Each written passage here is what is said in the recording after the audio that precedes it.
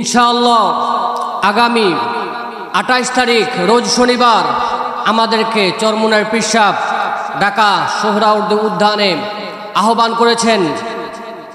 ওই চরমুনার পীর সাহেবের ডাকে আমরা সাড়া দিয়ে মহা সমাবেশকে আমরা ইনশাআল্লাহ কামিয়াব করব।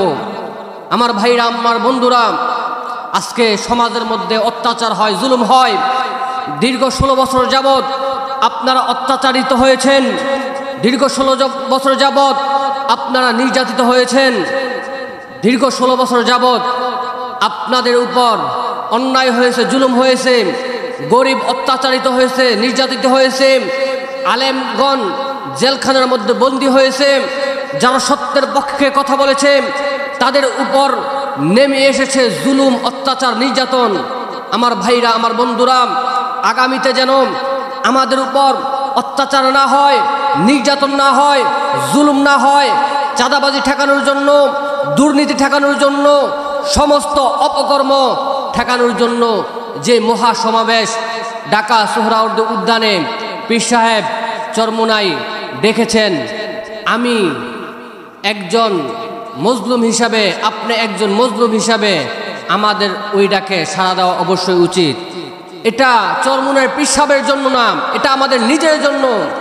কারণ কোনো না কোনোভাবে আপনি অত্যাচারিত হয়েছেন, কোনো না কোনোভাবে আপনি নির্যাতিত হয়েছেন। আপনি গরিব মানুষ, দিনে 500 টাকা ইনকাম করেন, পেঁয়াজের দাম যতটুকু থাকার কথা এর 10 গুণ বেশি। এটাও এক ধরনের অত্যাচার, এটাও এক ধরনের জুলুম।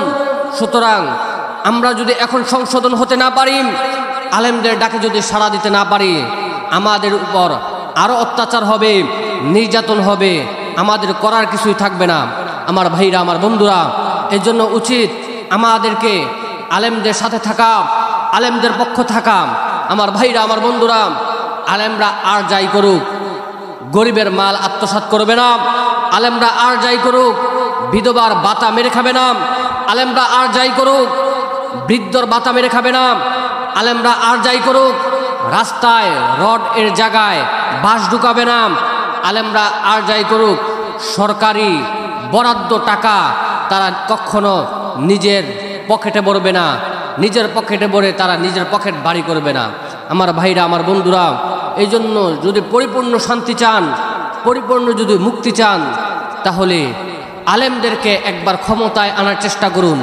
ইনশাআল্লাহ আলেমরা যদি ক্ষমতার মধ্যে আসে, আগামীতে ইনশাআল্লাহ এই আব্রাহাম লিঙ্কনের যে দেখানো সিস্টেম, এই সিস্টেম থাকবে না।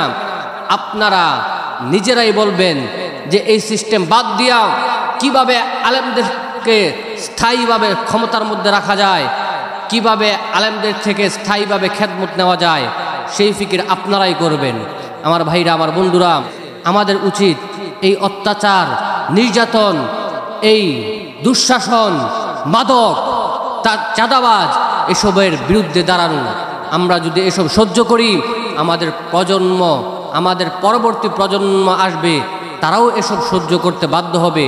তারা আমাদেরকে অভিশাপ দিবে, তারা বলবে আমাদের বাপদাদারা এই অত্যাচারের, নির্যাতনের প্রতিবাদ করে নাই, যার কারণে আমরা অত্যাচারিত হইতেছি, নির্যাতিত হইতেছি।